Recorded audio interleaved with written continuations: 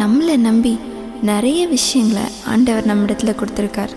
ஆனால் அவர் கொடுத்த விஷயத்தை வச்சே இன்றைக்கி அவரை மறந்துடுறோம். ஆண்டவர் இன்றைக்கி நம்மக்கிட்ட வேறு எதையுமே கேட்கல, நம்மளையே கேட்குறாரு. நம்மையே அவருக்கு அர்ப்பணிப்போமா? தேவனே, என்னை தருகிறே, உம் பாதத்தில் என்னை படைக்கிறே, யாவையும் நீ